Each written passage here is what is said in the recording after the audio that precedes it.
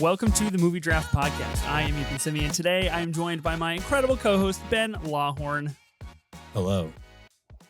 And competing third chair, possibly, yet to be determined, Bob Goochman. What's up? How's it going? Let's get into this. And today we are drafting stunts from the Mission Impossible franchise in a regular style draft. Should you choose to accept? That is what I was told I had to say at the beginning of this draft, so as not to offend the entity, which has already been toying with my internet. I will be honest and I will be frank. So it knows that I love The Final Reckoning and it wants to see me fail, as as it does Ethan Hunt. Gooch, what's up? You were on for the 1997 auction draft. You lost to me. How does it feel? At the time, not good, but now you're on such a hot streak. Like, losing to you was just, I mean, that's what's happened to everybody. Yeah, it's par for the course for everyone. Yeah, I guess so. Look, I'll clue you guys in, and the listeners. What's the question? What happened, Ethan? What happened? Did you change your methodology? Did you start taking PEDs? Did you start buying? Did you start buying votes? Oh, well. Oh, once again, it is the entity and I. We have become bonded, and I found a way. I am the chosen one, and this is what it is written. It is written that this is how it goes. Look, I was gonna say I'm gonna clue you guys in and the listeners in a little behind the scenes here. I think I mentioned this on next week's pod, but basically we have this episode, the Mission Impossible Stunts Draft. Comes out when this comes out. And then we have a Hans Zimmer auction draft that comes out next week. That Hans Zimmer auction draft I recorded yesterday. So I'm living in both the past and the future with how I need to frame these victories and this steamroll that I've been going on as of late. I hope that I win the 2013 draft. I hope I come out next week as a winner in the Hans Zimmer auction draft, which let me just preface by saying I feel like I will. I feel pretty strong about how I performed there. Yet to be determined tonight. I didn't change my methodology, Gooch. I think that people are just coming around. You know, they're just realizing Ethan's been right all along. It's finally time, I think, is what people are saying. Or they're cashing in all their sympathy votes for you. It's like, it's been a long time since this guy's won anything. Let's give him a little hot streak here. Yeah, it could be. I choose not to accept that. I want to see the reality that I've painted here. Ben, hello. How are you? Hello. Last time we linked up, we did the Florence Pugh collaborative draft. Mm-hmm. I still feel pretty strongly about those top three. I feel really good about what we did. I feel good about that for sure. I feel better about that than the draft you beat me on because you didn't put my team in on the Instagram votes. And that's usually where my votes come from. Somehow Team D didn't show up as a possible option. There's a lot of comments for Team D, but somehow I lost that draft. So, I still feel good about Florence. I apologized. What more do you want from me? You know, I said I'm sorry. I just know your tactics now. It's cool. Let's move on. You know, that's actually part of people saw that I was willing to play ridiculously dirty on socials, and they were like, "Oh, we actually like this guy now," and that's why they're voting for me. Florence Pugh. Gooch, where are you at? What's your favorite Florence Pugh movie? If you were going to choose the number one on the collab draft, Little Woman, no hesitation. Oh, I'm looking through the draft Nice. right now, and I No saw some discussion around Little Woman. But I'm looking at this. I really appreciate Ben. You thrown in The Wonder, number 5. Yeah, nice. don't give him credit for that. Don't. Yeah, it's a good one. The Gooch No seal one of has seen approval. that movie. No I one's do seen like it. that movie. Exactly, No that's one what I'm has seen saying. it. No It one belongs has seen it. there. It belongs there. And it's at Really number good performance. 5. Yeah. I'm That's surprised how many ridiculous. people dislike fighting with my family. There's been a lot of comments about Oh my that. They're like, gosh. what the Oh, fuck I saw is he that doing? too. I was like, I mean, I don't know. It's good, I guess. I don't think it fun. deserves all the hate it's getting. You The know, Rock, man. Yeah. as we've been doing these collaborative drafts, the more I think, and as we prepare for the Scarlett Johansson collaborative draft, Ben, you and I, and a very special guest will be joining us for that, the more I realize those exercises are really about recognizing the one-offs. You know, and in my defense, fighting with my family, really the only movie where she has jet black hair had to be on the board. You know, you gotta put the range on the board. So if people are Yeah. If people are complaining about the movie, let it be known that I just did it because I think she looks great in that movie. And that's deserved. We are not here to talk Florence Pugh. We're in fact here to talk about Tom Cruise in a way, shape, and form. And that way, shape, and form is his body being Ethan Hunt and his mind being Ethan Hunt and really his soul being Ethan Hunt and the savior of cinema. How do we want to do this? Because we are here to draft the stunts from Mission Impossible movies, and we will go through the categories here in a minute. But this is kind of our tie-in episode to The Final Reckoning that came out a couple of weeks ago. Mm. How do we feel about like maybe doing a little Final Reckoning debrief before we get into the draft? Or do you guys want to wait for the first Final Reckoning stunt to be drafted? What do you guys want to do? I think we can talk about it now if we want. It might show our cards a little bit about what we think about it and where it might fall. But I'm up for whatever. I defer to the guest. Third chair, Bob Goochman. You know? Yeah, that would be third chair, Bob Goochman. What do you think, Gooch? I actually did not catch much of that. I did not catch much of that. Like I said, I have new Wi-Fi right now that I'm now very mad at. Were the options jump straight into the draft or a little Final Reckoning recap? Yeah. A little. Yeah. This is a bad look for your third chair, just to let you know. It's not going well. It's entity the has overtaken. It's the entity coming after us. Yeah, do you want to do some Final Reckoning talk right now, or should we wait maybe for the first one to be drafted? And I guess when you draft a Final Reckoning stunt, you may have the floor. Right? Like Ben makes a good point. I don't want to show too much of our strategy here if you guys want to be a little more secretive. I will say, I won't give away too much of my thoughts on Final Reckoning, but I did see it for a third time last night. My guy. Yes, let's go. I am a fan. I'll say that much. Yes. Okay. This is good to know. I will inquire about your Final Reckoning experience, Gooch, because that's how I knew that you had to be on this pod. You were already going to be on this pod, and then you just so happened to go to the red carpet of the Final Reckoning and interview none other than Tom Cruise on the red carpet. And that's how I really knew that we had our work cut out for us in this draft. Can you clue us in a little bit onto that experience and how that went for you? Yeah, I mean, just one of those things where a few things fell into place and I just got the opportunity to do it. And it was a whirlwind. I had to go buy a suit. I had a suit, but I had to get a new one, a little bit more professional looking. And I'd never interviewed anyone in my life. I've prepped for interviews behind the scenes for other people, but never done it myself. And of course, the first person I get is Tom Cruise for 2 minutes. And yeah, all the stories are true about him. Crazy. There is just a intensity and charisma about him that is just unmatched and unhuman. There's a glow around him. And yeah, no, it was tough to go in and sit and watch the movie after that. I'll be honest. I was like, I'm going to have to see this again. I can't really concentrate. You can't focus right now. Sure. Yeah, no, magical experience. Looking into his eyes, I'm still trapped within them. I still haven't washed my hand from shaking it. But hoping some of that magic rubs off now, and I can just pull. I like your question too, right? You asked him which of his characters could stop Ethan Hunt, right? Yes. Yeah. Which he immediately came with Les Grossman, which I think he just loves that character. He just cannot stop bringing it up, or he just knows that people love the character, so he keeps bringing it up. One of the two. Either way, it works. You know, I thought it was pretty goated of you in your very first interview, especially with Tom Cruise, to ask a sports-oriented question to probably the least sports-oriented actor that we have in Hollywood right now, who manages to play a sport in almost every movie that he's in, but does so very unconvincingly. And I thought the pairing of those themes on your end was really, really genius. That is really cool. I would also have a really hard time watching Final Reckoning after looking at Tom Cruise. I feel like that would be a tough go. Yeah. I did not interview Tom Cruise. I just went and saw it at a press screening, which I had a blast, had a good time. My thoughts on Final Reckoning are out there. If people want to know, I'm sure that they know already.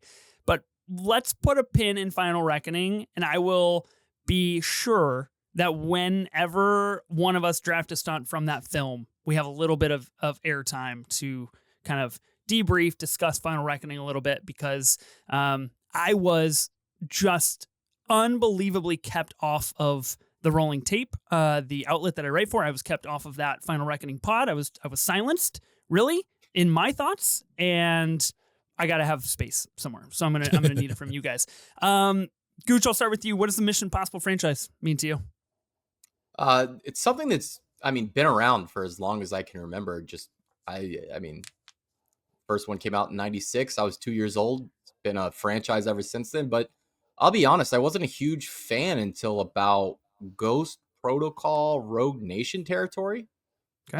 When I got into my teens. And even then, I wasn't the mega fan I am today. I feel like the more movies I watch, it's almost counterintuitive to, I think, the reputation the franchise has as like a mindless blockbuster, where it's like I can appreciate it a lot more. It is deeply indebted to films that come before it, and very much in love with just movie making and the history of Hollywood. So yeah, no, the more time goes along, I love them even more. Mm-hmm. I think it's a really good take. I'm very similar, but I will pass the proverbial baton over to you, Ben. What does the Mission Impossible franchise mean to you? I love it. I think I remember watching the first one before even really knowing who Brian De Palma was, but just like, oh, this movie is awesome. This is a sick movie. And that was just being my takeaway of the first one. Like, okay, this is sweet. Second one was just like, all right. I also didn't know who John Woo was, but I was like, this is totally different. This is a different vibe. And then 3 came out, and I was just like, I was definitely hooked from there on. You probably maybe you'll see it behind me, but I have like little Mylar there behind me of Mission Impossible 3. So it's a little cool. blurred out, but I got to represent. And I don't have a Ethan Hunt shirt, but I do have a Rod Kimball shirt. I figure it's the second best stuntman in movies. So shout out Hot Rod. But I love Mission Impossible. Is probably one of the first franchises I really enjoyed, like outside of, growing up with Star Wars and stuff like that. This was one that like finding on my own. I was like, oh, this is really cool. And I do have a clear cut favorite. And a lot of that has to do with the theater experience. And we'll talk about it when it gets drafted. But it's a great franchise. Yeah. Great franchise. My history with Mission Impossible is very unique because it is very indebted to you, Ben. You basically got me interested in Mission Impossible. There are a few franchises out there like Fast and Furious, Transformers. I just have basically have no interest. I'm just like, no, I'm good. And Mission Impossible was at one point in time that franchise where just like, I don't get it. I'm kind of out. I haven't seen any of the movies. I don't really understand the fascination that people have with this. I had seen Mission Impossible in 2022, and it must not have stuck. I must have just been like, okay, cool spy movie. And then they announced Dead Reckoning Part 1 at the time. And I was like, I have to see this movie. And because it was finally in an era in which I really cared about films. And I was like, this is going to be one of my first ever big franchise watches to gear up for a new film, a new installment of a new franchise to me. So I started watching these movies in May of 2023. And we kind of tracked our journey, my journey specifically with these, over on 24 Minutes of Not A24, kind of a sub pod that we had at the time of our 24 Minutes of A24 pod. And that was really how we did it, is reviewing them through pods on a weekly basis. And then I rewatched the entire franchise, gearing up for the Final Reckoning, of course. And over the last couple of years, this franchise has become like my franchise. Like I think it is for a lot of people. Like you mentioned, Gooch, like the more movies you watch, the more appreciation you have for this. And I really do think the longer you spend with this franchise, the more like it just inherently means to you.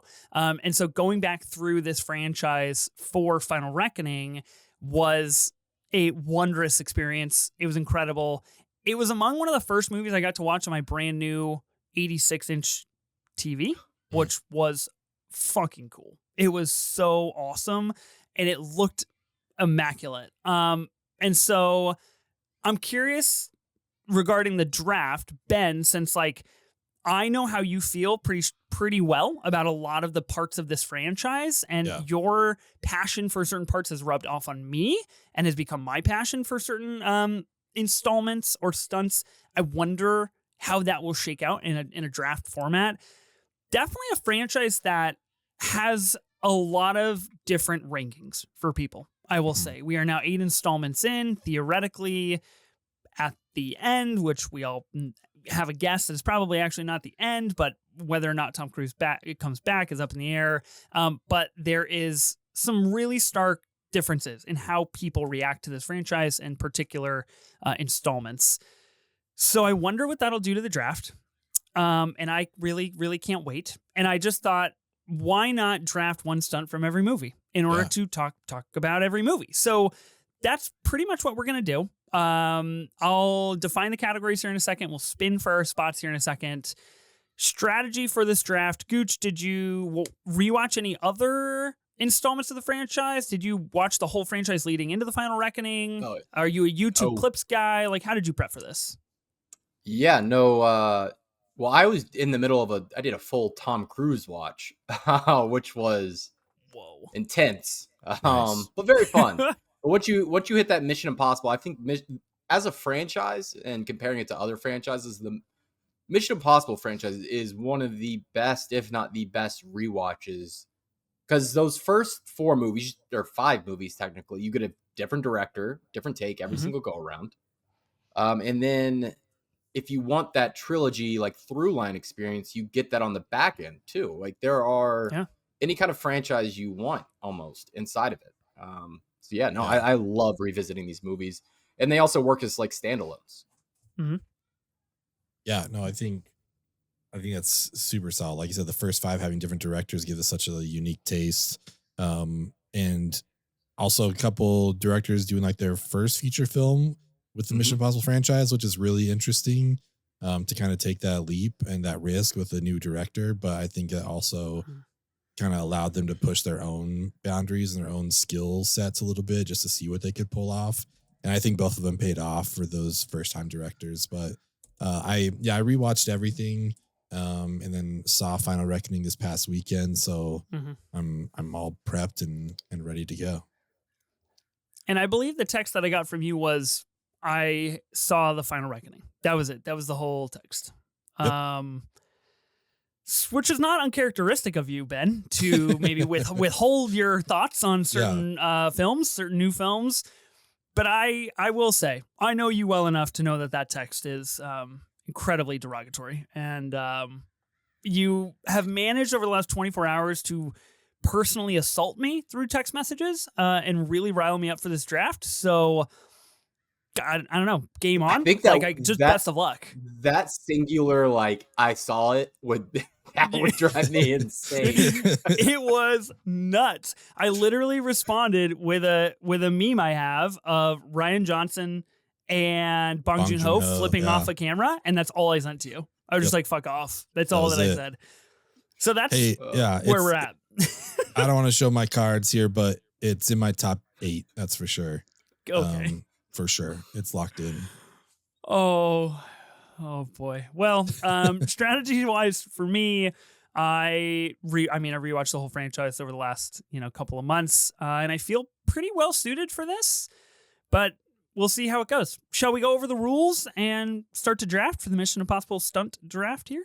Yeah. Okay. I accept.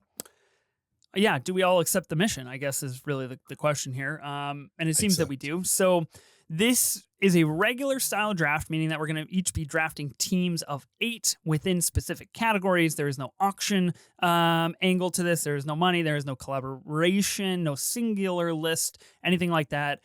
We are just doing a straight up draft. In order for a movie or a scene in particular to be eligible to be drafted, it must be a stunt set piece from a Mission Impossible film.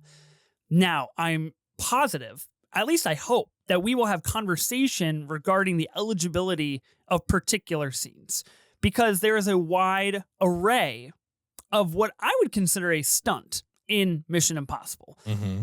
And I'm curious what we all try to bring to the table. Let's go through the categories, and then we will spin for our spots, and we'll commence this draft. So the categories are pretty straightforward and pretty simple in theory.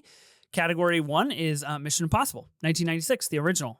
Mission Impossible 2, Mission Impossible 3, Mission Impossible Ghost Protocol, Mission Impossible Rogue Nation, Mission Impossible Fallout, Mission Impossible Dead Reckoning, and Mission Impossible The Final Reckoning. So every single movie is its own category. You may draft one stunt set piece from that film. I think that this is the first time we've ever drafted particular scenes from a movie. Yeah, I think Ben, so. Does that seem right? Yeah, this seems like the first one. It seems fitting. Okay. I know that we've done a kissing draft before, kissing scenes. So I guess technically that was scenes, but this is maybe, I guess, the first stunt scenes that we've ever drafted, action-oriented. So, okay.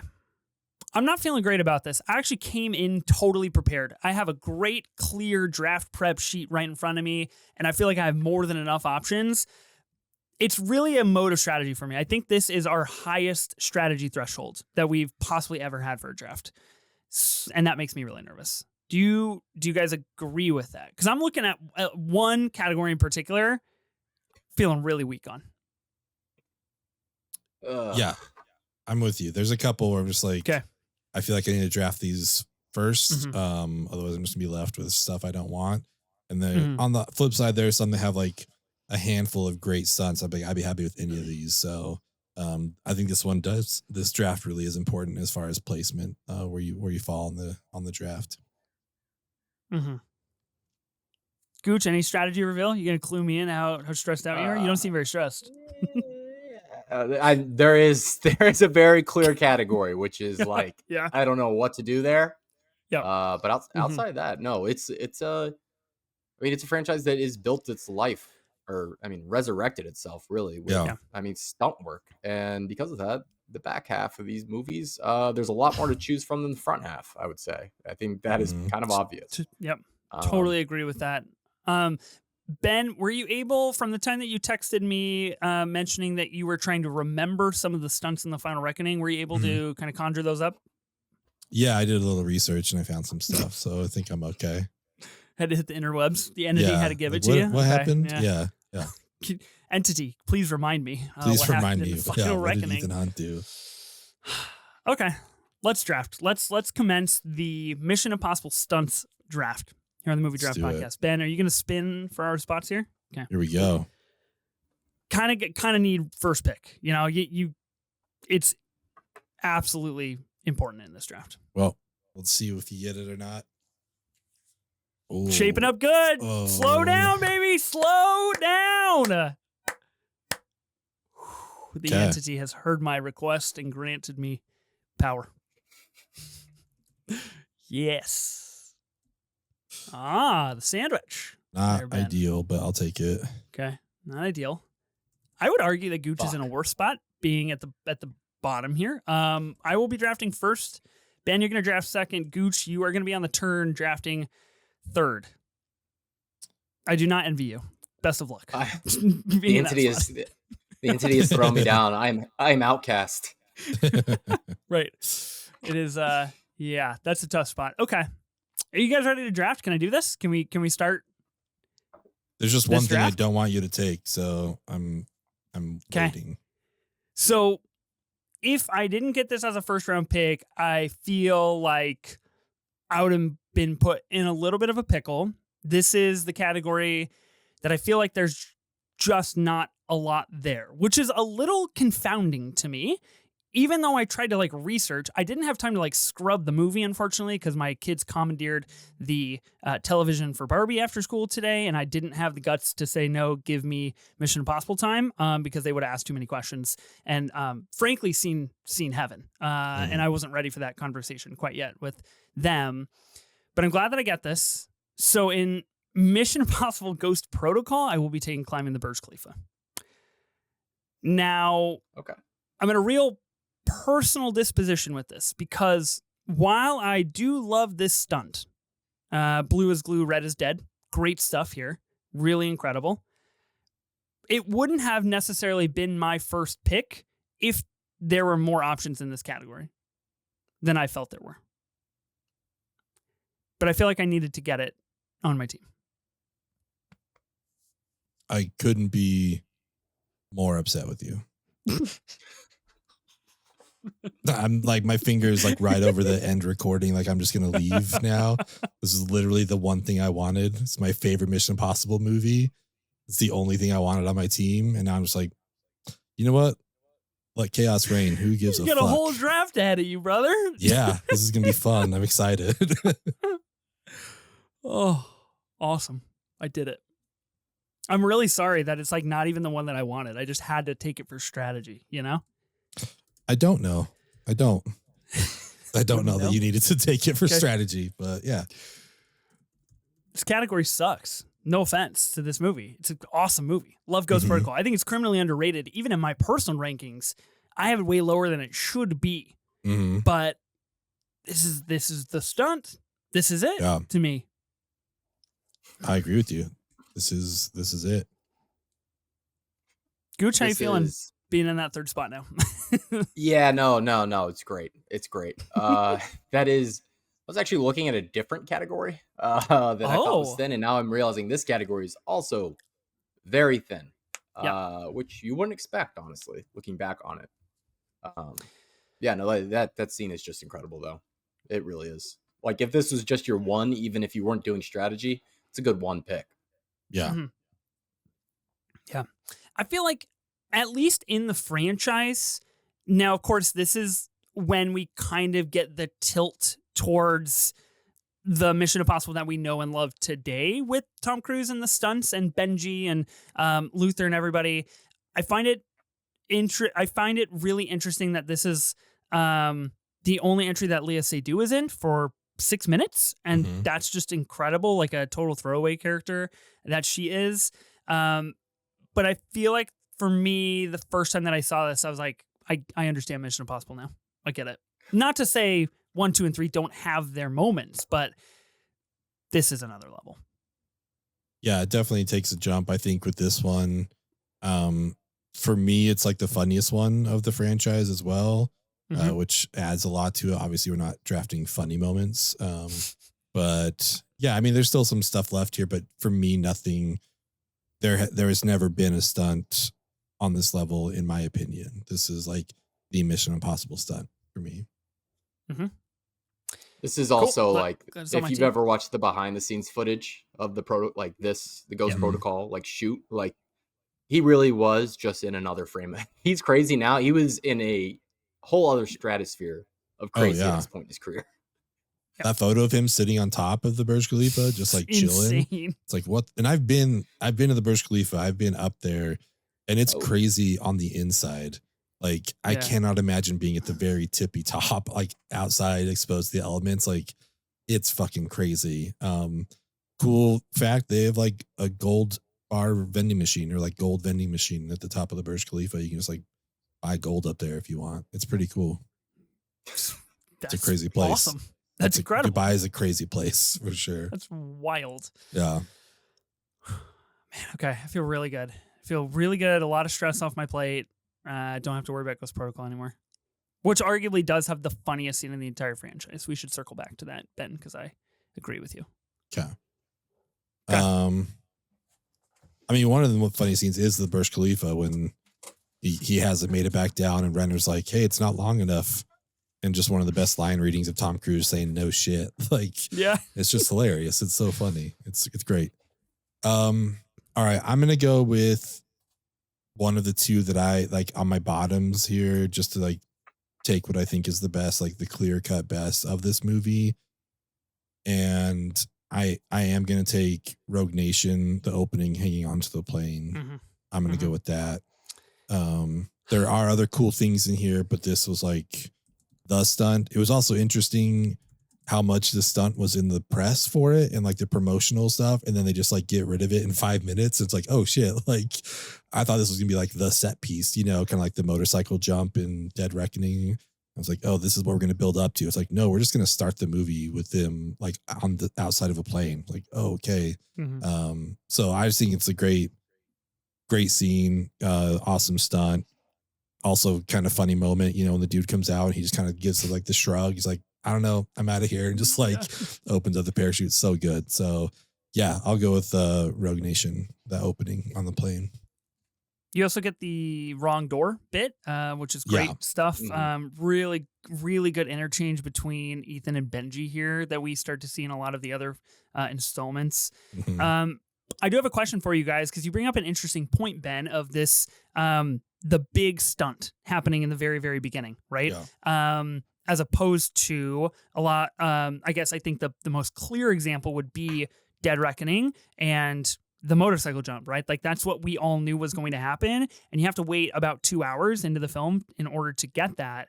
Do you prefer the wait and anticipation of the big stunt, or do you kind of like the ingenuity and like spark of, oh shit, we're already doing this?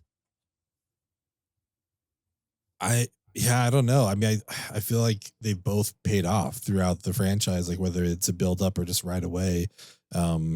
This one, I don't know. I don't want to talk about it because there will be other scenes from this movie, but right.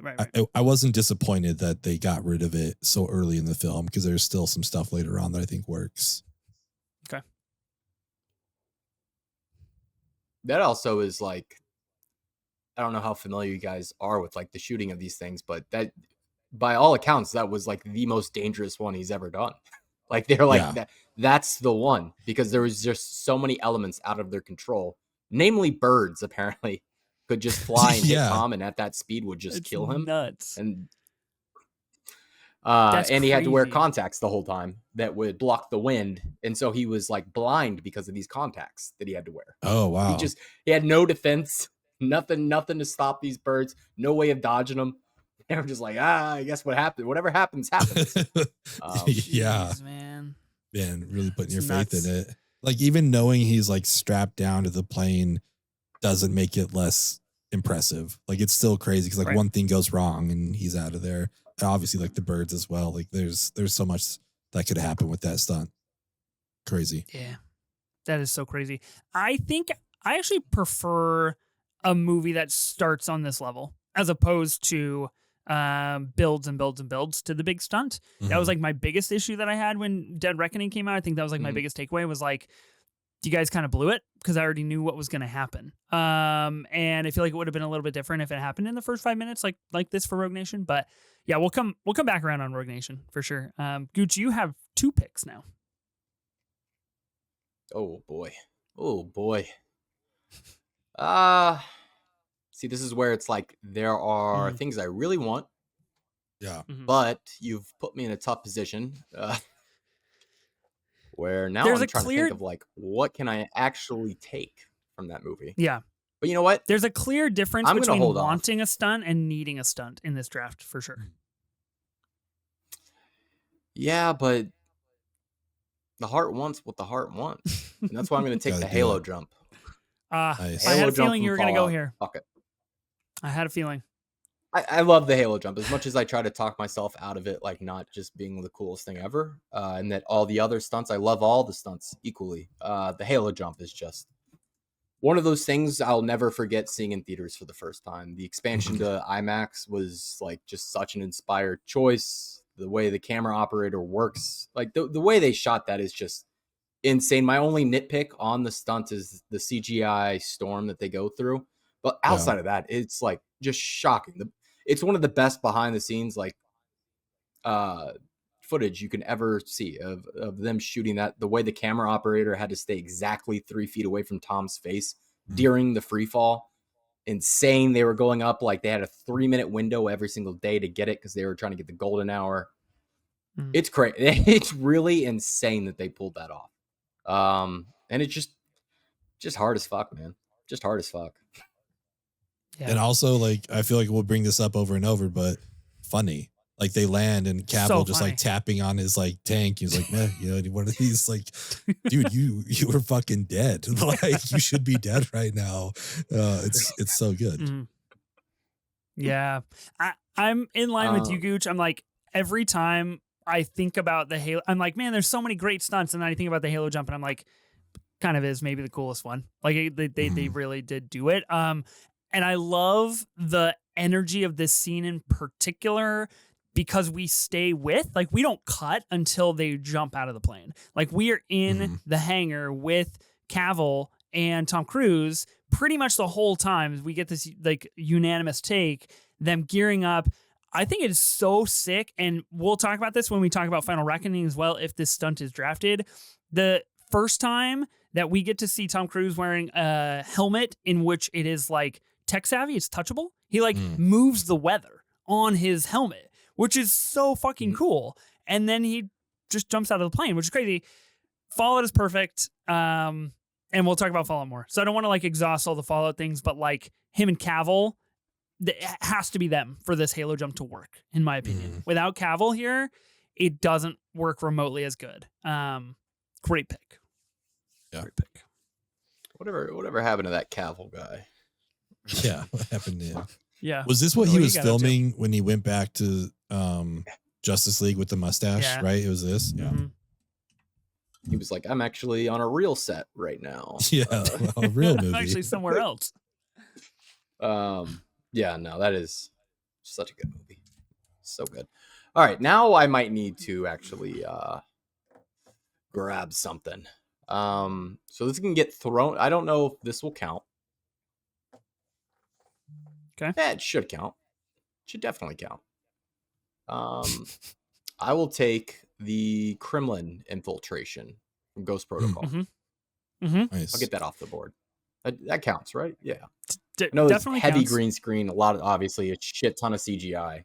But and not like the most dangerous stunt, obviously, he's ever done. But in terms of like visuals, it's just impeccable. I mean, it's now become like a meme that picks up steam like every couple years of him just leaving in the Kremlin uniform and then breaking it down into what you wearing like a Bruce Springsteen shirt, something like that. It's so cool though, man. It's so awesome where he flips the jacket inside out and then he just walks away from the Kremlin. It's so good. And even the whole hallway scene leading up to it, like with that screen and the pings, the water clicker. Yeah. Oh, yeah. Like, that's a great scene. Again, Ghost Protocol is fantastic. Yeah, it's really, really good stuff. To be fair, this was the bomb was intended for him. Yeah. That's a great reading. Kittredge's lights out in Final Reckoning. I'm just gonna try to get I'm gonna parse my Final Reckoning thoughts throughout this entire recording is what's gonna happen. I'm just gonna try and draw it all back to how all of your actions have led us here. Okay, those were the two things that I had for Ghost Protocol. So in full transparency, my Ghost Protocol shortlist is empty. Best of luck, Ben. I don't know what you're gonna do. I'm not going to worry about it until my last pick because you guys can't take anything else from it. So I have a little while to think about it. That's true. For now, let's see. Let's go with something that I thought was a very impressive sequence. My favorite sequence of this movie, without a doubt. And I guess I'm going to stay on theme here with the planes because I'm doing the biplane sequence from Final Reckoning. I'm gonna go with that. Like it was to me the most impressive thing in this film. Like it just felt like there's actual stakes here. For me, nothing else in the film was giving me this kind of sensation that the biplane chase did. I was like really kind of on the edge of my seat. Like this is fantastic. Like, and again, just knowing that he's a pilot and like he's doing this stuff and all the stuff that he did, like the promo stuff, like see at the movies, like all that kind of shit is sitting on the outside of a plane. Like it's fucking crazy. So, yeah, I think this sequence worked really well. It's my favorite of the film. And this is my Ghost Protocol to you, Ethan. Like this is the one thing I had on my list. So I'm very happy to have it on my team because I don't know what else I would take. Yeah. I'll give you that. Let's maybe clear the floor for a couple of minutes for some biplane Final Reckoning thoughts. Gooch, do you want to give your biplane chase thoughts this moment from the movie? Yeah, it's just like one of those things where I've seen it 3 times now. I legitimately don't know how he didn't, if not die, get seriously hurt. Like just from just banging against the wings alone should have broken ribs, bones, anything. It's shocking. I think it is the most shocking stunt he's done in the entire franchise ever. I mean, it's absurd. It just felt like there was stakes there, you know. It's just like, oh, this is, again, that's what I think makes some of these stunts amazing, just knowing he's actually doing it and that there are actual stakes to this. So Yeah. I love this biplane chase. I think I agree with what both of you have said. And the entity has kicked Gooch from this recording, so we'll see if he comes back. I love what both of you have said. I agree about, and now that Gooch has left, I feel like this is a much more hostile environment for me to lay my final reckoning takes on you, Ben. It feels really, really good. And this is giving a little bit of mystery to our draft, which I think is great. But unfortunately, Gooch has returned and the entity has let him back into the room. So I was just gonna pummel Ben one-on-one with my final reckoning takes. I thought you cleared the room for us to have our moment, you know? I mean, we started talking about the one stunt that destroyed the entity, and I got shut out. You just got booted. Yeah. What do you know? I think this is simultaneously the craziest and most unbelievable thing that Mission Impossible has done, while also being among some of the, I guess, silliest. It's not like funny, not like Ghost Protocol funny, but it's like silly. You know, like he is just really, I don't know. I think Gabriel is like real in his like animation bag here of being a villain, of like a real silly animation villain. And he's like, I have the only parachute. And then he dies, which I think is great. This is the stunt to draft from this movie. So you've put me in a position here, but thank God I have 2 picks. Yeah. Okay. Yeah, I've seen Final Reckoning twice, and both times, just like you, Gooch, I watched this, and I'm just like, I'm levitating. Absolutely levitating watching that stunt. There's also, everyone's talking about how much of a cartoon villain Gabriel really is, and they're not wrong. But I've seen no one bring up, there's one line reading he has early on when he has Grace and Ethan tied up, and he just delivers 2 straight lines just with his mouth. With his teeth just together. Yeah. And it's one of the so funny. Who's gonna save her? It's so great. It is so funny. Yeah, that's hilarious. Okay. So I feel pretty confident about these picks. I feel like this is the way to go. So in Mission Impossible: The Final Reckoning, I'm going to be taking the Sevastopol entity dive. And this is kind of the middle of the movie. We get this probably 15-minute stretch where Ethan dives down to the location of the Sevastopol and retrieves the entity, essentially, and does so with his suit that he is wearing, that he is trained to be wearing, that he loses partway through, and he's basically just like, it's cool, I'll find my way back up to the Bering Sea, and we'll figure it out as we get up there, which I think is crazy. I have a lot of respect for this scene, and I think it is such a stark departure from what the rest of the franchise does with every single one of his stunts that are such high intensity, high energy, incredible score, running. They're so fast-paced. This is just silently watching him figure out how to exit the Sevastopol through like a cannon cylinder. Like, you know what? Like, he speaks one line of dialogue in this entire sequence, which is crazy.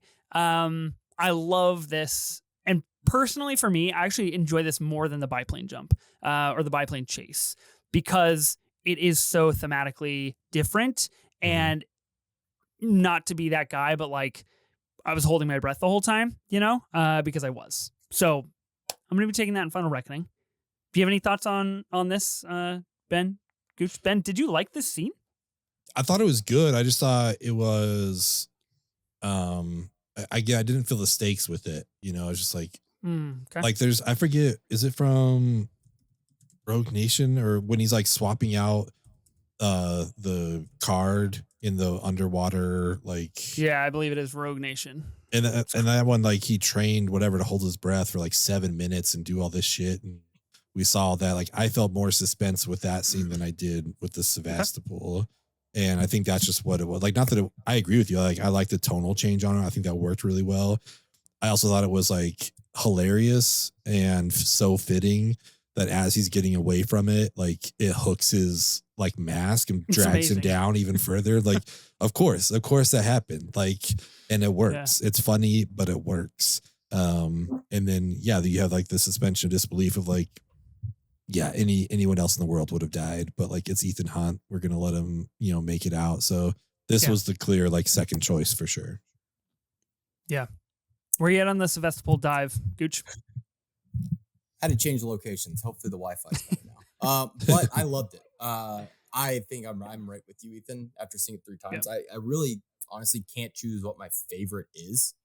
I think the biplane is a more impressive sequence, like in terms of just stunt work, but the way it looks, that Sevastopol sequence is incredible. I really want to hear more than anybody. I want to hear James Cameron's thoughts on this movie. There's like so much within the Final Reckoning where it feels so indebted to James Cameron, just starting with the fear of AI, and like nuclear fallout, all the way up into the underwater sequences, which are fantastically shot. I mean, him putting that, I love the idea of putting the light straight onto his face, even if he can't see shit with those lights on his face. Yeah. But it looks awesome. Yeah. I mean, totally agree with you. It is so heavily indebted to the Abyss and the sequence that we get in really to kick off the final act of the Abyss, where they dive into darkness, and they do, in fact, if I remember correctly, do something extremely similar where they deploy lights and that helps guide them down. I mean, that's exactly what Ethan Hunt does in this sequence. Okay, so I've got the Sevastopol entity dive. That had to be done. I feel like there's a clear next choice here. And then really after this, in my personal opinion, I think everything is a matter of personal taste, and many of the categories are pretty fluent in like a lot of different options. So I've got climbing the Burj Khalifa. I've got a nice kind of high skyscraper, physical, endearing stunt here. I've got the Sevastopol. I've got an underwater stunt. I'm going to go for more of the secret spy style stunt here. So in the Mission Impossible category, I'm going with the Langley CIA break-in. This is the all-timer. This is, I think a lot of Mission Impossible truthers will come out and say that Mission Impossible is maybe not the best, but a definite top 3. I think De Palma's kind of aura and vibe that he gives to this movie, giving us so many split diopters and doing De Palma, I think is incredible stuff. And we get a lot of them here at the Langley CIA break-in. This is the iconic moment. If you watch a trailer for Final Reckoning, like this is one of the very first things that you see when they talk about all of his decisions have led to this moment. This was a no-brainer to me. Yeah, for sure. As far as the first film is concerned, this is the stunt. This will go down as one of the most important in the franchise, without a doubt. If it's not like the craziest or most like life-risking stunt, it's the legacy stunt for sure. Yeah, I think there's no argument against it being the most iconic in the franchise. I think if you ask average people on the street, like what's the first image that comes to your head when you think Mission Impossible, it's him hanging above that white floor, which, like you said, De Palma just shoots so brilliantly with. Incredible. I mean, there's just so many unnatural things happening all at once, like the sweat on the outside of the glasses. I don't know why. It looks cool. Yeah. That's why. It's awesome. Yeah. The room they shot it in, that was shot at Pinewood Studios, and they had like the Star Wars people build it for them. And they were just like, can we get something similar to the Death Star? And that's like that's how they end up with that hexagonal room with the lines. It's just a beautifully shot like scene, and just it's so cool. It's just so fucking cool. Like you said, a split diopter with the rat. Like there's so many great shots in this. So good. I will use this opportunity to say that I personally loved the inclusion of Dunlow in the Final Reckoning, and I thought his character and his callback and thematically what he means to Ethan Hunt, I think he actually possesses the most thematically resonant moment in the Final Reckoning when he tells Ethan Hunt that it's all a matter of perspective. And like, if you didn't break in to Langley that day, I probably would have thought that I was happy at my life. But look at me now, I'm much happier. I met the love of my life, which like also his wife Tapisa, I think is fucking lights out in Final Reckoning. All of that worked on me. I know all of that doesn't work for I would say a majority of people that watch the Final Reckoning, but that was a big personal enjoyment that I had. I feel like I was going to say something else too. Oh, Rolf Saxon. Where's he been? Sorry, not to interrupt. Rolf Saxon he's very good. I think where has he been as an actor in that? He's movie. good. I think he gives a very, very good performance. Like top 3 in the movie.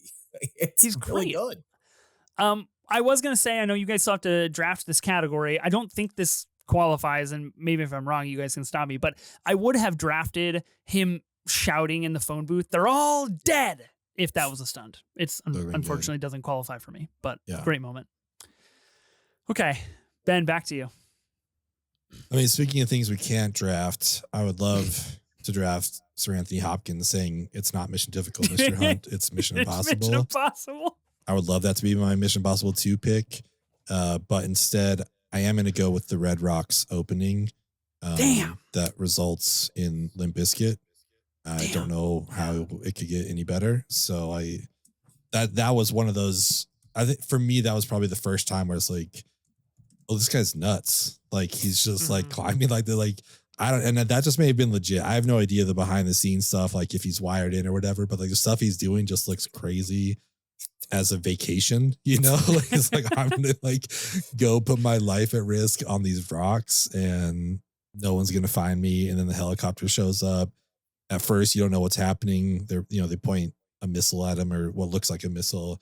And then obviously we get the Oakleys with the mission like brief on it. Like, I don't know. There's nothing better in this movie to me than this opening scene. Like, not to say it's a bad movie, but like for me, it just peaks at the beginning. So this was the only thing I wanted from this movie. So I'm gonna take the Red Rocks.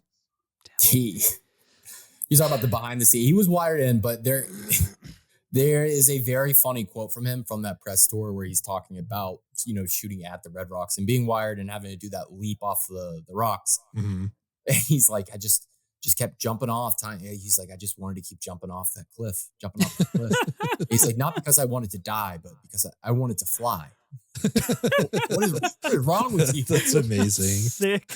Apparently his foot was broken for that too. Oh, really? When he's like jumping around, he's landing on a broken foot the whole time. But yeah, no. Man, if I could show you guys what I'm looking at on my desktop, the background of my letterbox, the banner is him hanging onto the Red Rocks, as is the poster for Mission Impossible 2. So, nice. Needless to say, that's what I wanted from this movie. That's the scene from this movie. I love Mission Impossible 2. It's still the worst of the franchise, but boy, it's special. I think this is the only time in the whole franchise we get a villain that wears an Ethan Hunt mask, which I think is fucking cool. And he doesn't even do it once. He does it twice, which is crazy. Ambrose, real sick dude. Real sick guy. Damn. Okay. That's a good one. What do I want? I feel like the big ones are gone. They right? are. I feel like we've maybe eclipsed the stunts, and now we got to get a little bit more fishy. Yeah, kind of. I'll stay on theme so we can keep talking about Mission Impossible 2. I will take the knife to the eye. Damn it! It's so cool. So you guys blocked me out of this category.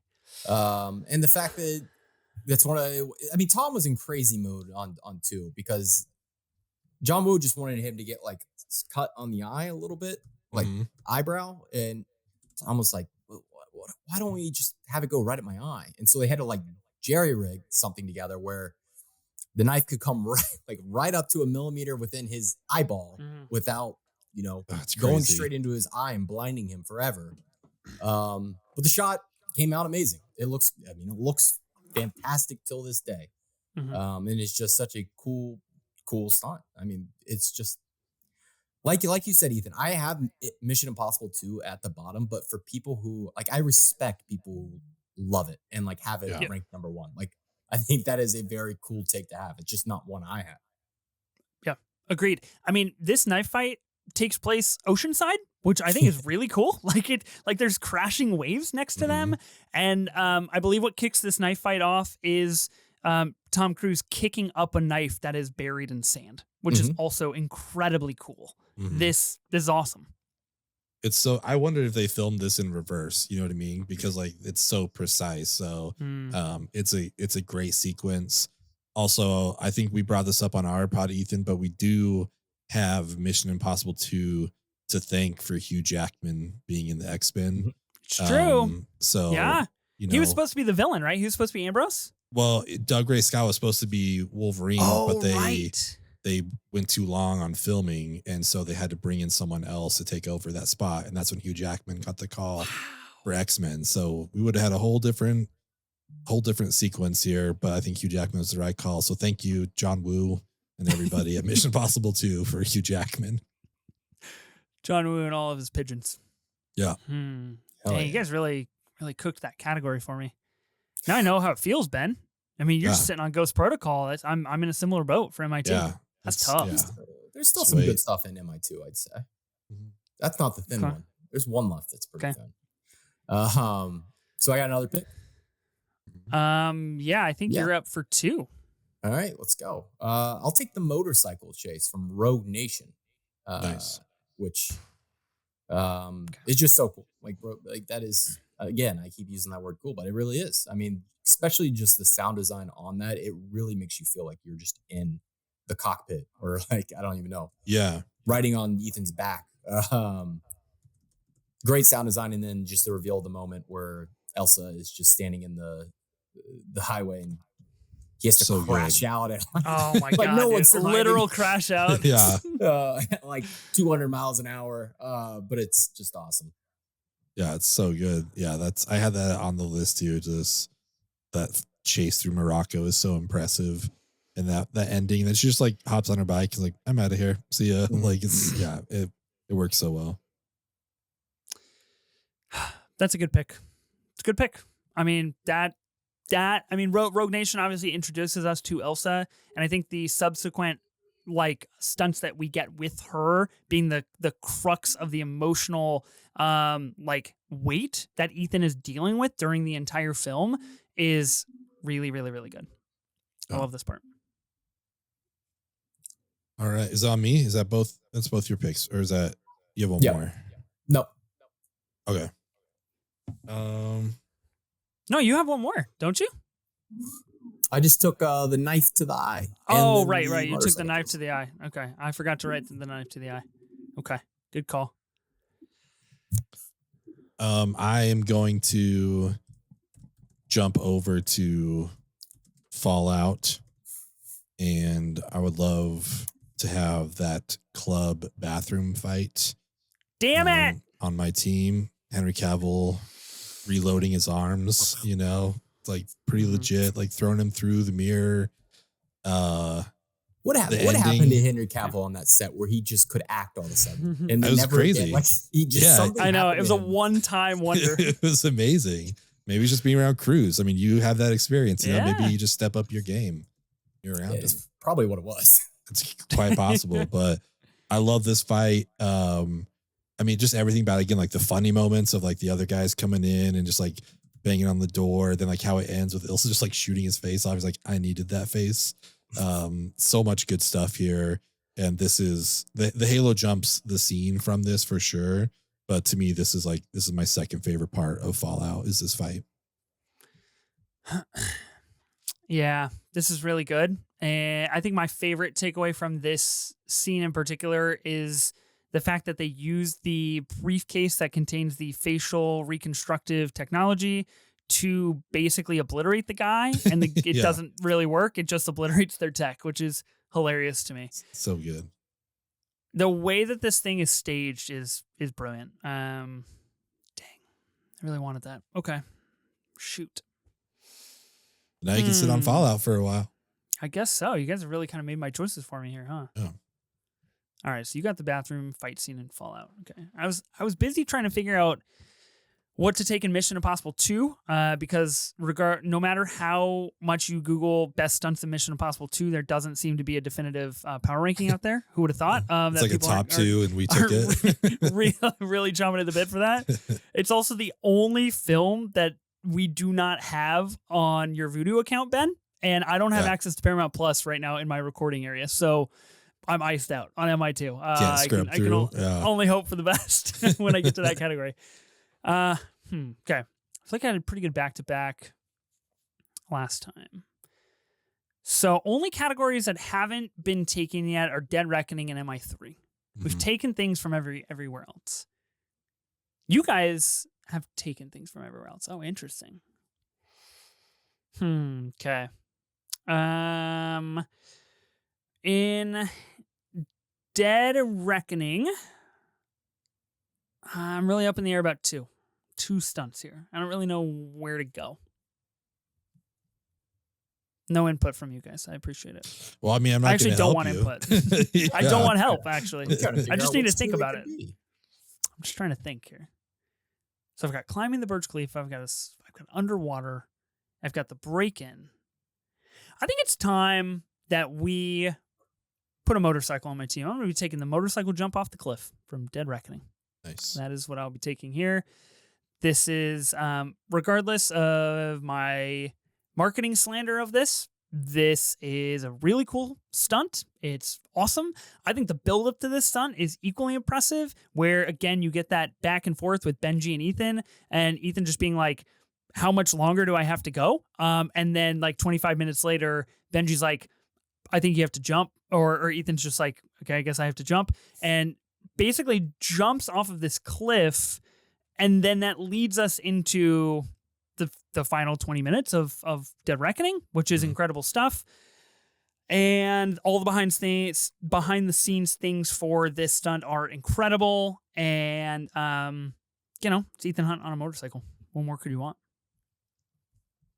But I think you are correct in this, Ethan, that they blew their load, I think, a little too early on this stunt.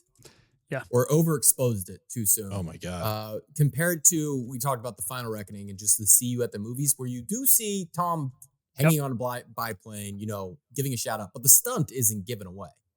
They really kind of gave that stunt away through so bad. All the trailers, all the, that was, they had a 10-second ad, they were just going to play that stunt. Yep. Without a doubt. Wasn't, I don't think, a good choice. Yeah, but I can understand, because the prior entry is Rogue Nation, right? Is Fallout. Fallout comes in 2018.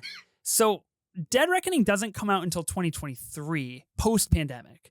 They have big post-pandemic frights, understandably so, of if people don't come back for this, the franchise is fucked. And I agree with that statement. I think the only way to get people back was to be like, don't you miss this? Remember when you saw Fallout in theaters? But I still agree. They should not have showed this stunt to the extent that they did. It just made for a difficult payoff when actually watching the movie. It's like, oh yeah, I've seen a half an hour of this already. I know what this is. So thanks for taking it on your team. Yeah, sure. No problem. Yeah. I had a couple other things on there. There's one that I was really up in the air about, because I don't really have a chase on my team yet. So I might have kind of bungled that just a little bit, but I don't think that when people think of Dead Reckoning, I think they think of the motorcycle off the cliff. I think that's the synonymous stunt. And I'm trying to, capture that synergy that people have with those entries. I personally love the car chase through Rome, that everything we get with Grace and the handcuffs, and kind of switching all of that. But we'll talk about that later, hopefully. Okay. I've got Fallout, Rogue Nation, MI3, MI2 to go. So MI3 yet to be taken.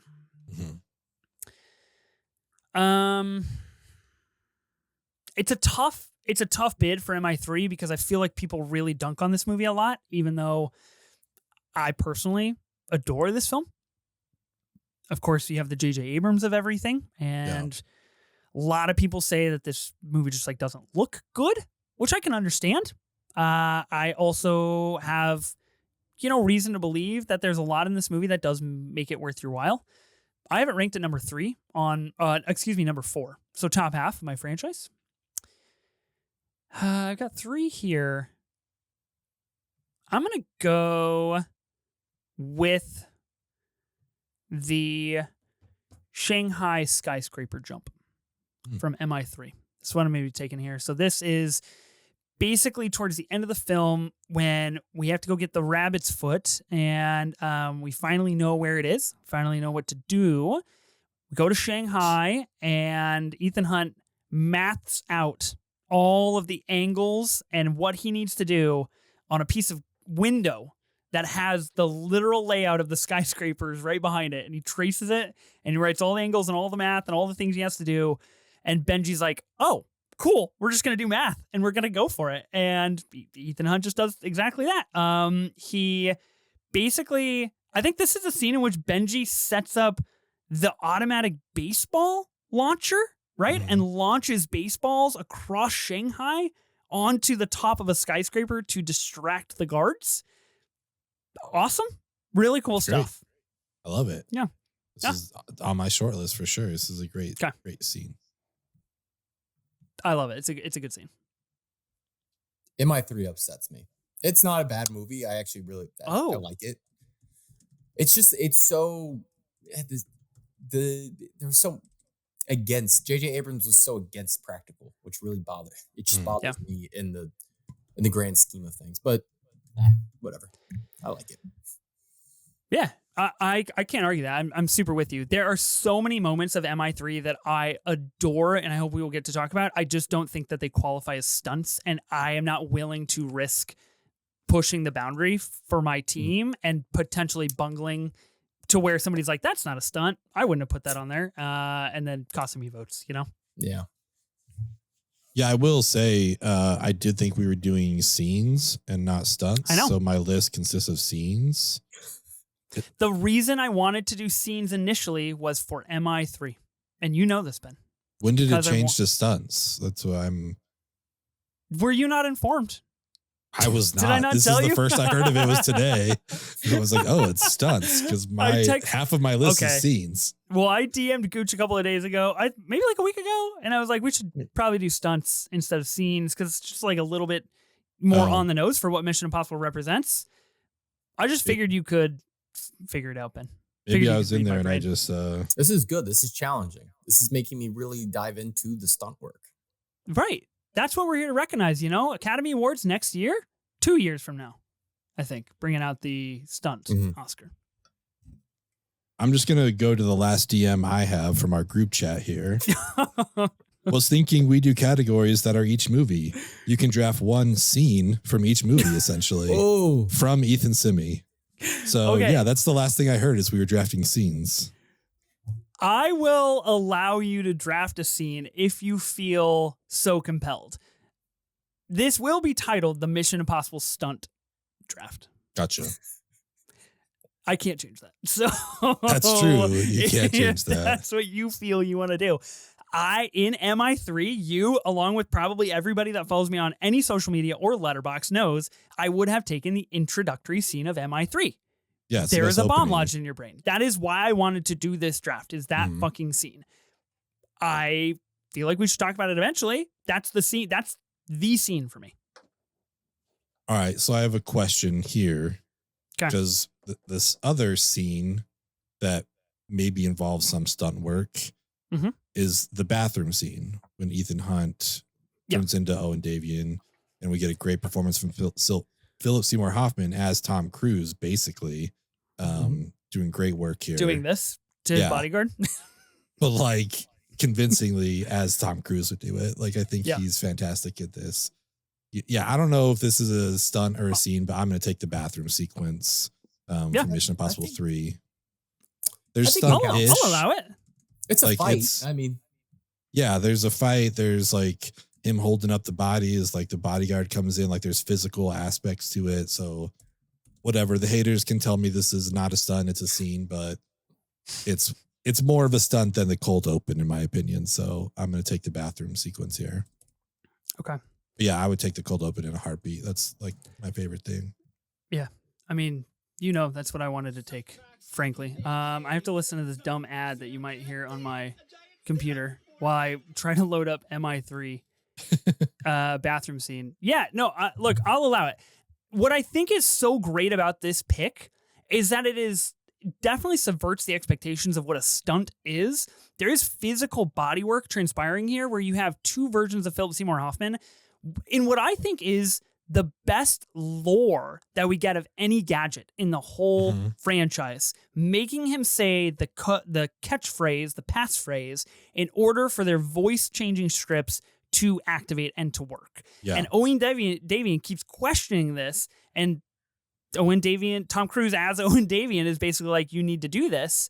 And then it does, in fact, end pretty comedically, and I think it qualifies. And him like looking up from the like sink and just seeing himself behind himself is great. And if we continue the scene here, it's like through the whole exit where they, go down the drain, blow up the car, all that kind of stuff. That's all stunt work. So I'm doing the bathroom. Okay. How do you feel about having two bathroom sequences on your team back to back? I mean, potty boy. Great. I got 2 planes and 2 bathrooms. Let's do it. That's true. You do. That's hilarious. That's tough to hear that you're out on MI3, Gooch. Tough beat. I'm really the real ones know. It's not my bottom ranked, but it bothers me that there's not. It's so CGI'd. The rabbit's foot is so cool, though. It comes back in Final Reckoning. It's awesome. The primordial name drop. Yeah. The primordial ooze, yeah. The anti-god. I do like that. I will say, J.J. Abrams, like, sometimes a thing can just be a thing in a movie. Like, I do. That is a very good part of J.J. Abrams that I don't think he gets enough credit for. All right. I'm going to go. You just brought it up, Ethan. Let's talk about it. The Rome car chase. I love the Rome car chase. I think it's one of the funniest sequences. It's also very funny that it came out, I think, within the month that Fast X did the same exact thing. Was a car chase through Rome. But Dead Reckoning does it just a million times better. The little car going down the steps, so great. Paris really gets to show up and show out in that scene with the big tank. Grace not knowing how to drive and them constantly switching seats. Very just fun. A lot of fun. If I hadn't gotten caught up in the MI3 of it all, I should have taken this. This is a great scene for sure. But I got caught up in the whole MI3 of everything. But yeah, this is awesome. This is a great sequence. Again, super funny. It works so well. MI3 will do that too. It'll just rock your brain so you can't think of anything else. This is a great sequence. I love the comedic like interludes that we get from Grace and Ethan and the handcuffs. It's like Ethan Hunt has never encountered being so physically close to somebody against his own will, which is incredible. That he has to like confront this idea. Wonderful car chase. The baby going down the steps is really good stuff from Haley Atwell as Grace here. And like you mentioned, we get Pom Clementif that gets to just absolutely rage the fuck out in her massive armored truck. This is also really cool because it is one of several in kind of the back half of this franchise, but one of the moments where you legitimately, you're like, they're trapped. Like there's nowhere to go. Like there's police in front of them. Pom Clementif's character is behind and they can't do anything. And they figure out a way to like go into the tunnels. And then Ethan Hunt gets left there by Grace. This is a great sequence. And I'm kind of regretting not picking this. I need a car chase on my team. And you get Ethan Hunt like a erectile dysfunction joke. Like you do. Like, I know. It's great. It's like, I'm sorry, I'm not used to how these things work. This to me, this spawned, like when I was rewatching Dead Reckoning in preparation for Final Reckoning, this like spawned my tweet where I was just like, Haley Atwell? Like, what more do you need to know about how incredible this character and beautiful this actress is? And I think Final Reckoning knows that and really plays their hand well at illuminating that side of Grace, which I think is great. Of course, it's no Ilsa. I know people like to say, but this is a good pick. Yeah. Okay. You have another pick. Then I'll go to the original. I'll go to the aquarium break. Ooh. Yeah, I think it's the first one they ever shot in the franchise. It was like Tom, you know, looking back now, it's like, that's so small scale. But when you hear him talk about it, he's like, God, he's like, I had to count till 3 and then wait.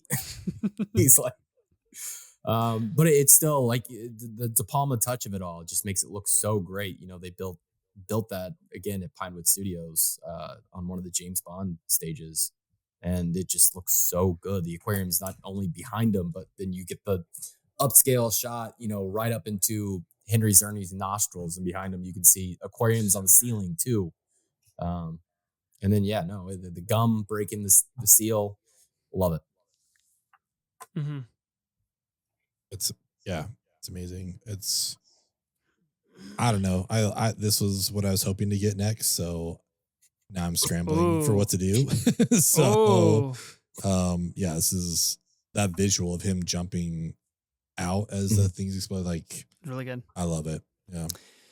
This, of course, is where you get the "Also lasagna, don't get any on ya" quote from this movie, which I think is pretty lights out stuff from a guy who sees a pretty tough death in the elevator shaft there.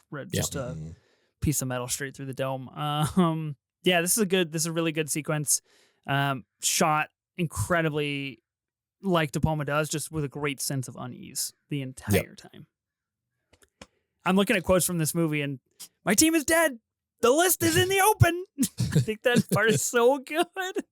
They knew we were coming, man. I have a take. I don't think there are any wrong Mission Impossible rankings, because there are like we talked about at the beginning. Like, you could change them around, mix it up, fine with all that. If Mission Impossible 1 cannot be at the bottom though, like that is just you can't do it. Like, don't do that. It's a good thing I have it at 7 and not 8. Legitimately, 7 is like reasonable. Like 7, okay. 8, no. Absolutely not. Hard agree. Okay, back to you, Ben. Can you scrounge up another bathroom sequence? That's the question. Let's see what I can do here. I mean, now it doesn't matter because, like, I guess we're kind of in a situation where all 3 of mine that are left, you guys have already picked. So it's just like, what order? Yep. Man, I mean, I'll just go original Mission Impossible 2 and the whole train sequence. I mean, that fight on the rooftop to going into the tunnel with the helicopter. I mean, that final shot where it just comes right up to his neck, and then the operators inside. And I don't know. I think this probably the best or one of the first action sequences that we really got in this franchise here. And I think it works great in killing John Voight. You know, I'm not going to say much more than that, but great job. Did it. Yeah. Had to have Voight on the team, huh? Yeah. Savior of Hollywood, really. Gotta have John Voight. That's how he's petitioning these days. Incredible apparel from John Voight. Not only in this entire film, but in this sequence in particular. Is so whack, honestly. So good. This is good. Every of all of the 3 things I had on my MI shortlist have been taken. So nice. I feel like we hit them all. Yeah. It's a good one. Also, very important scene in terms of Hollywood history. That's ILM made that with Previs, which is how Marvel makes all their movies now. Dang. Yeah, but that was like one of the first big Hollywood sequences ever made with Previs. Nice. I know, that's awesome. The more you know. Okay. In MI2, I'm going to be taking the motorcycle chase. This applies, right? Because this is like before the knife fight. Am I able to like sequester this from the knife fight? Sure, or do you guys see this as like one big thing? I wouldn't know because I can't scrub the movie. So I'm really, really relying on you guys here for this one. This is the motorcycle chase that basically leads to the knife fight. This is when we pretty much leave Ambrose's house and they're chasing each other on the road for quite a distance, and then they throw each other's motorcycles in the air at each other, and then they basically tackle each other and roll to the ground, and then that kind of kicks off the knife sequence. Yes, I think that's its own thing for sure. Okay, nice. Okay, more motorcycles on my team. Motorcycle chase from MI2. This is great stuff. Throwing 2 motorcycles at each other, it will never not be cool. Doesn't matter what movie you're in. Always cool. And I wrote down on here too, like, I love the sequence where he uses his motorcycle as a shield. Like he's like ghost riding it on the side, just like holding onto the handles. Like that's pretty fucking cool, actually. That's really cool. Okay, so I've taken that. Really, I'm in a situation now strategically where I'm just trying to think, what do I want my last pick to be? And how cool do I want to make it? So I'm going to hold off on Fallout, I think. Because you guys have both drafted from Fallout. I'm going to go Rogue Nation, and I'm actually going to go back into the water. We briefly talked about this earlier. I'm going to go with the breath hold sequence. How should we describe this? How should we title this? This is basically where he has to be underwater for, I think it's like 7 minutes. And Ilsa knows kind of the ins and outs to this big cyclone that he has to dive into, dives into the cyclone, is holding his breath. He has like kind of the meter on his arm that's telling us his oxygen levels. And he has to go into this basically like hub. It's like a software hub that uses water to cool it down. They shut it off, and he has to pull out one disc and replace it with another in order to get Benji past security, because they do like stride recognition and like bodily x-rays and all kinds of crazy stuff. And if he doesn't do it, Benji dies, essentially. What I think is insane about the sequence, not only the fact that I think it's really, really cool, and I love that this gets turned back on and the swirl starts back up again, and like he can't grab onto what he needs to grab onto, and Elsa kind of has to come down and eventually do what Grace does really in the Final Reckoning and kind of resuscitate him back to life, which I think is an interesting parallel between those two installments. But he doesn't label the discs, which I think is an iconic Ethan Hunt thing to do. They just look identical. And at no point in time was he like, I should label this so I know which one goes in case I drop them. Wild stuff. Yeah, once he like loses them both after taking that hit, it's like, classic dude, Ethan. Every time I watch it, I'm like, oh, fuck, you lost him. It's classic. Love it. How should I title this on the graphic? Because I saw it described as the breath hold stunt. I feel like that's too ambiguous. It's almost like a heist, like an underwater heist. I don't even know. It kind of is. Yeah. Go for underwater card swap. I don't know. Yeah. I'll scrub the deck. I'll scrub the movie, and I'll come up with a good idea. Good call. All right. It's on me. Yes, I got my 2. Okay. So I'm going to go with Dead Reckoning here. And obviously the 2 big stunts have been taken. The bike jump, car chase through Rome. There's the train crash and running through the cabins, which becomes kind of comical. You don't want like the cabin obstacle course? I mean, it's fine. I don't know. It's cool. It's okay. Okay. Bad take, but okay. I'm also thinking about, I really like the security briefing, but again, that might be a scene and not a stunt. But when he like gasses everybody and swaps out, we do have a face mask situation. I'll allow it. That is awesome. You'll allow that as a stunt? What do you think, Gooch? Sure, why not? Okay. With that vote of confidence. I think what I am going to take is the Abu Dhabi airport sequence. Oh, nice. Good pick. I mean, there's so much going on here. Even just that shot of him running on the roof is pretty fucking cool. But everything leading up to it, Luther handling all like the face swaps, so everyone looks like Ethan. The key, obviously, we get introduced here to Grace and the pickpocket aspect of everything. And it's where we meet Gabriel too, right? I think. Right first time.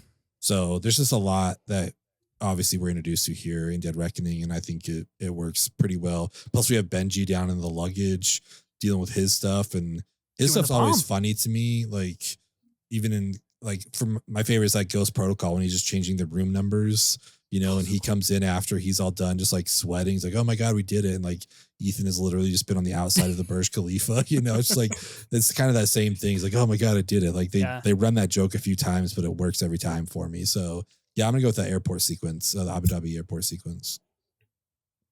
It's a really great pick.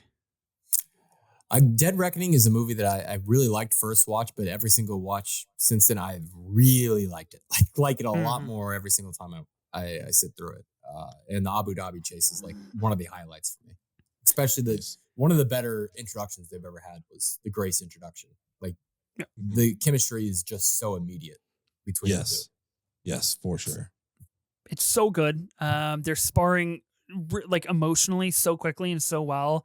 Of course, we get the close-up magic that has always been there since day one. The CD swap in Mission Impossible, kind of coming back here. I love the Abu Dhabi sequence because it is where we do get introduced to Shea Wiggum's character as well. And he just like basically turns around all these wrong people. And he's like, what the fuck? You're not Ethan Hunt, like I was told, which I think is great. The other thing that I wanted to mention about this scene, of course, Dead Reckoning was originally a part 1, supposed to be Dead Reckoning part 2. And unfortunately, production issues had to shoot them separately and things kind of happened. But you can really tell that they had this overarching thematic idea to split off the team into their own life peril situations that matter. Like this is Benji doing something without Ethan's help, right? Like he specifically tells Luther, do not tell Ethan what is happening right now. And if Benji fails, like that could be it for everybody. And we revisit that again in Final Reckoning with Luther as well. We kind of get this a little bit in Fallout when we get to the end of it, even though, it's Ethan partitioned and then a team without him. But I love that we move in that direction of kind of sparsing out the team. That's a really good pick. I was not on my short list. It should have been. Nice. Thank you. I'll trade you for Burj Khalifa if you want. No, it's cool. Don't worry about it. All good. All right, Gooch, you got to finish out your team. Alrighty. Let's do it. I'll take the bridge drone strike from Mission Impossible 3. Which is great sequence. The explosion looks great. They did build a massive set for that. They built a literal bridge in the middle of, I think, like Texas nice. to make that scene. And it came out looking great. Yeah. And then I'll follow that up with my Final Reckoning pick, which out of those two big stunts, I don't know what you're going to pick, honestly. I'm going to take the fight in his panties. In the summer. Oh, nice. Do you want me to put that on the graphic? Fight in the panties or his panty fight. Yes. The panties. Yeah. He's naked for just a long stretch in that movie. You get a lot of underwear in here. Which is just like, hey, look, 62-year-old Tom Cruise, look at what he looks like. I don't blame him. Like if I look like that at 62, I would do all my scenes in my underwear too. So it does turn out to be, I think, a fun fight sequence. Like him matched up again against Henry Cavill type, where it's like a big hammer. And the guy just will not quit. Get off spend too much time on the internet. Shoving his face down into the treadmill is like one of my biggest fears. Getting ground up in one of those. So I really like that. Yeah. That's good. Those the 3 that I had listed for Final Reckoning were chosen. That was the third one that was on my short list was the treadmill fight. I think it's great. Another like Ethan Hunt oriented one. Is there another Ethan Hunt stunt in the movie? I don't know if there is. The only other thing I had down was that the household firefight, gunfight thing that happens. Yeah. But these are the 3 Ethan ones for sure. Yep, definitely. I think you could try to argue your way into them getting back. What's Palm's character's name? I can't remember. Paris. Yeah, getting back Paris from jail and him and Benji kind of doing the face mask. That's more of just a face mask. That's like far less action. There's some hand-to-hand combat, but I do think it does exhibit the inherent weakness of Final Reckoning is that it's really built on 2 pillars of stunts, and it is not built like Fallout, where Fallout is my deepest category for stunts because we're just getting them all the time.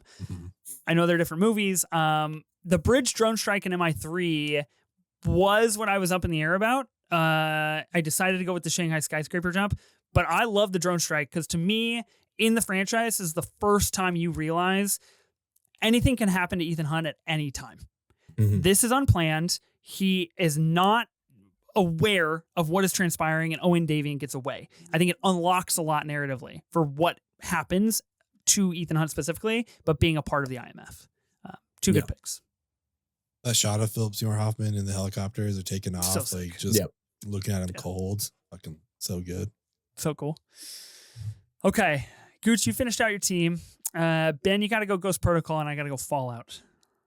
Indeed. Okay. You've put it off. We're here now. We're here. It's all led to this. Wanted as my first pick, taking it as my last pick. There's a couple here that are like, you know, the whole dust storm sequence. When it pays off, he still has his goggles from, you know, climbing Burj Khalifa like that. That's kind of cool. The parking garage fight is absurd. Oh yeah, the parking garage fight. Great shout. Yeah, and like when the briefcase falls to the bottom, he's like, "Well, my fastest way down is to take a car and drive it off the edge here." It's like, yeah, you're not wrong. That's just crazy. But I'm gonna go with what's left and is my favorite sequence, and that's at the beginning when they're breaking him out of the Russian prison. Nice. While we listen to Dean Martin, "Ain't That a Kick in the Head?" We kind of get like this silent conversation with Benji, like pointing to the cameras and the doors, and obviously like their version of miscommunication. The Bogdan guy, he's like, "Wait, are you not who you say you are?" Like all that stuff. I don't know, and even just him like up next to these huge prisoners, and just it's one of the first times we get to see kind of how short he is, played for comedic effect. Just like, yeah, like Ethan Hunt's tough, but like some of these guys could still just like straight up kick his ass, and he knows that. So, but I love this whole sequence. I just think it works as a great way, even from the beginning of him laying in the bed, throwing that fucking rock, you know, like against the window and catching it. Obviously it's like CGI, but like, I think it just kind of, it works. So, and Kremlin's gone, Burj is gone. Yeah. This is what I'm going with. Yeah. Kind of had to take the runt of the litter here, but it's still pretty good. I still enjoy the sequence. Yeah. Yeah. It's good. I like what you get, the inaudible communication between Benji and Ethan, just like staring at the security camera. Yeah. I think it's really funny. Yeah, this is a good pick. Thanks. Okay. I gotta go Fallout. Okay, let's walk through this for a moment here. So there's one I hope you're gonna take. I don't think you will, but there's one that I really hope you'll take. Yeah. I think you know what I'm talking about. I think it is. But I don't know that you're going to. So I find myself in a real tough spot here because I do think I have a pretty strong team. I think I have a pretty varied team. And I don't want to risk that by choosing something that would like not be the popular choice. I do feel a little bullied into being like, choose the popular stunt of the most popular Mission Impossible movie. You know what I mean? So I've got the building jump where he notably breaks his ankle in real time. Very important for the legacy of Tom Cruise, the legacy of Ethan Hunt. Also a great Benji Ethan sequence. Like go left here. It's like I'm jumping out of a building. Out a window. Yeah, jumping out a window. Like really good stuff. Really good. I've got the helicopter hang on when he's basically like, I'll figure out a way to get it back from Cavill, and he hangs on to the bottom of the helicopter and manages his way up. I've got the cliffside final fight. Really, I think impressive from a stunt perspective, equally impressive from a thematic perspective of, we fight for those in the shadows, for those that we have never met, so they may live to see another sunrise. And he literally sees the sunrise as he hits the button, which I think is incredible. I've got the motorcycle escape through Paris.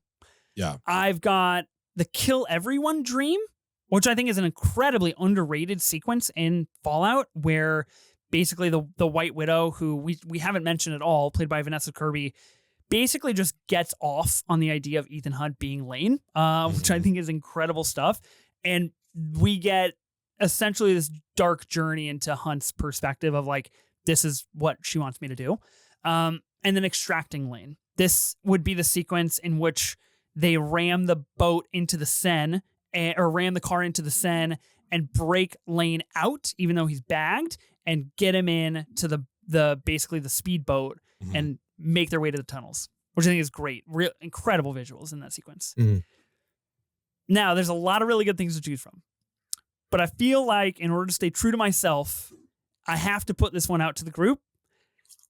And it is in line a little bit with like, is this a sequence or is this a stunt? I'm going to give it to you.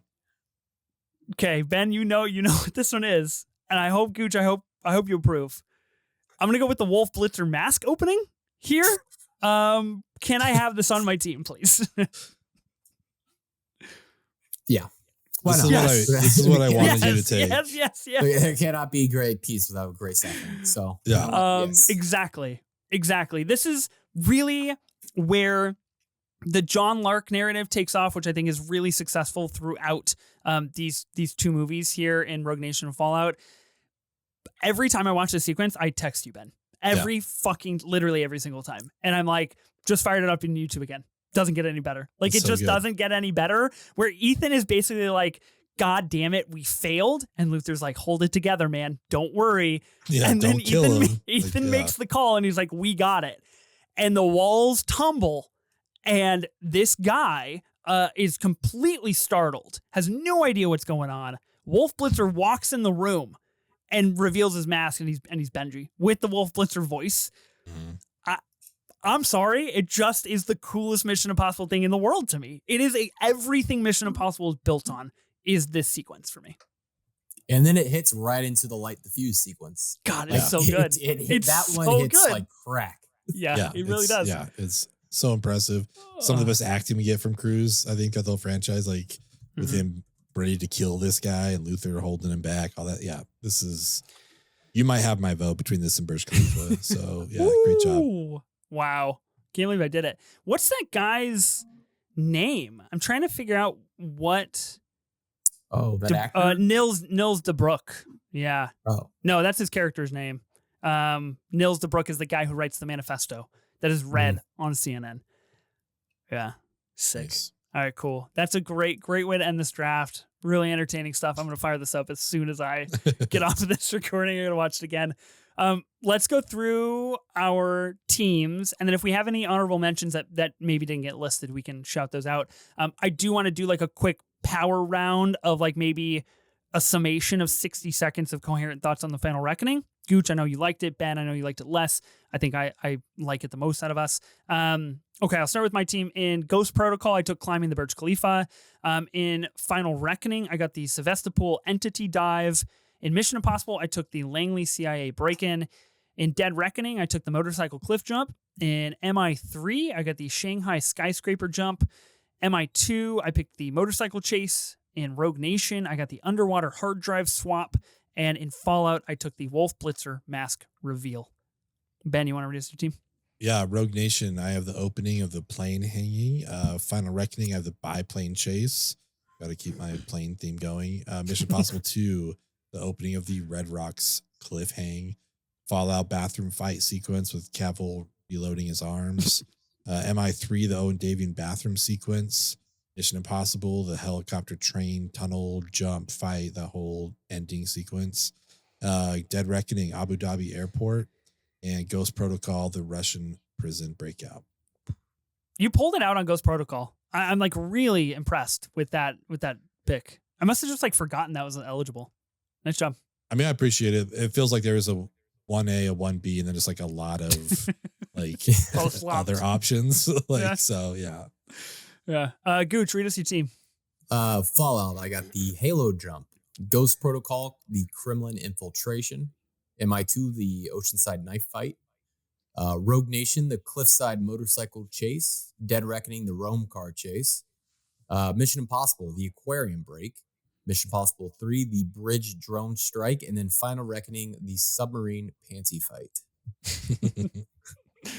That's great stuff. That's really, really good stuff. I am truly fascinated to see how the voting goes on this because I think it's so personal. I think it is so whatever singular stunt sticks out to somebody and holds a special place in their heart. Any honorable mentions? I have a few for things that we didn't talk about, but Gooch, I'll toss to you first. Was there anything on your short list that we didn't get to?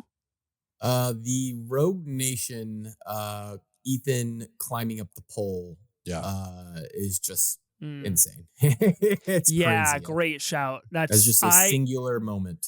It's just crazy. when I was rewatching Rogue Nation, my wife was out on the couch and she is not very interested in Mission Impossible, unfortunately. Grounds for divorce, possibly, we'll see one day. But she was watching it and that scene came on and I was like, you have to lock in. Like, just give me 60 seconds so I can show you the scene. And she was floored. She was like, there's no way he did that. And I was like, yes, he did. He really, really did. And it's so impressive. Good. It's so impressive. Ben, did you have anything? Speaking of Rogue Nation, the whole Opera House sequence, again, like mine are probably more scenes than stunts because of the directive I was given by Ethan to do scenes. So that's probably what mine are going to be. What if the entity deleted the message I sent you? What if I sent you a message and it got deleted? I wondered for a sec if you were going to take the whole record store sequence in Rogue Nation just for the before sunrise of it all. Thought about it. I thought you might do that. And the only other one I would talk about is just MI3, the airplane interrogation, when he like has Owen Davian face down with like starts cutting the straps off and stuff. But again, I felt like a real scene, not a stunt. But I love that sequence as well. That's when Owen finds out his name is Ethan. Yep. Which is and he just sears it into him, which is incredible stuff. I had all of those things. Dead Reckoning. We mentioned climbing through the dangling train, the kind of train obstacle course. The other thing worth noting, I don't really think it's like worthy of drafting, is the Gabriel Ilson knife fight. I feel like that could put you on the wrong side of the Mission Impossible fan base if that's on your team. A lot of people pretty sour about that, myself included. Don't think it was a very smart narrative choice, and it's kind of a weak battle, if you ask me. But it was there. It was a possible one. The only other thing that would have really been pretty deranged to take and is like hyper specific is, I believe, in Mission Impossible 3, that's the one where they have to go to the Vatican, right? Because Owen Davian's at the Vatican.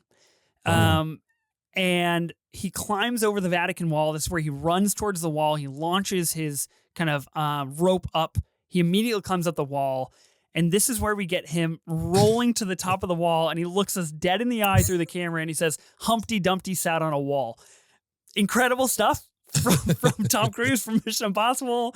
I think it's lights out. I would have been really deranged if I picked it. It kind of would have fucked my team, I think, but let it be known I considered it. It is a scene, that's for sure. It's crazy. So funny. So funny. How do you guys feel about this draft? Successful exercise? Good way to talk about Mission Impossible. For sure. Yep. I think so, especially with this franchise is like putting themselves out there to be known for all these stunts and things like that. Like, yeah, I think we all have solid teams, to be honest. Like, we all got some great sequences from this franchise. So I'm excited to see how the voting goes. Yeah, no, this just makes me want to start another rewatch. Yeah. Right? It really does. I want to go start right now. Yeah, it really does. Let's take just a really fast lightning round here. Gooch, give us your 30,000 feet thoughts on Final Reckoning in case people are unaware of what you think. Certainly messy. But every time I go to like nitpick things and like think about the things I didn't like Hannah, if I want to sit and think about Hannah Waddingham's like American accent, like that's just a waste of time. Like at the end of the day, I think it has two massive stunts, like massive stunts that just, I don't see those being matched anytime soon by any other franchise. I don't see myself getting that experience anytime soon. And that's very special to me. And this movie, I think, does a lot of things narratively that are very interesting in the context of Tom's career and like deify him. He's playing somebody who is literally fighting like an anti-god and like his like legion of religious zealots. Like it's very interesting, I think a lot more interesting narratively than people are giving it credit for. I liked it quite a bit. I do agree there's issues in the first 40 minutes, but past that, I think it's fantastic. Nice. Feels good to have you on the right side of history, brother. Ben? Yes. Just I don't have more than like 60 seconds in me. You know, That's fair. I already have a feeling I know where you're going, and there's only so much I can take. My Letterboxd review was just exposition, the movie. That's kind of what this felt like. And that was a problem as someone who just rewatched the whole thing and didn't need it. But I understand for the average moviegoer, they need to be told, like, if this happens, then this will happen. And this person is this person, because we're dealing with 7 other films and we're catching up on all of them. I was literally sitting next to someone who asked her partners, like, who is that? It's like, don't worry, we're gonna catch up on all this. They'll let you know. They'll let you know if they're on Ethan's side or not. It doesn't matter what their name is. And eventually they stopped asking questions. And I feel like it's because they did a good job of just letting people know, like, if we go this way, this is gonna happen. If we go this way, this is gonna happen. It's like, all right, got it. So I didn't love that about it. The sequences, like the action sequences that we talked about, very cool. But again, the only one I felt the stakes with was the biplane. That was the only time I felt like it felt like Fallout or whatever kind of Mission Impossible, but not a bad movie. Like we're dealing with like good films between all 8 of them, in my opinion. But yeah, it's just on the lower half for me. Okay. That's fair. That's not as intense as if that we're going to get. So I appreciate that. You're welcome. Keeping it light. I love Mission Impossible: The Final Reckoning. I've seen it twice. I would ideally love to see it a third time. It's almost 3 hours long. And it's hard for me to schedule that into my life many times. I think it is perfectly imperfect. The first hour is so narratively unique, and it just works on me.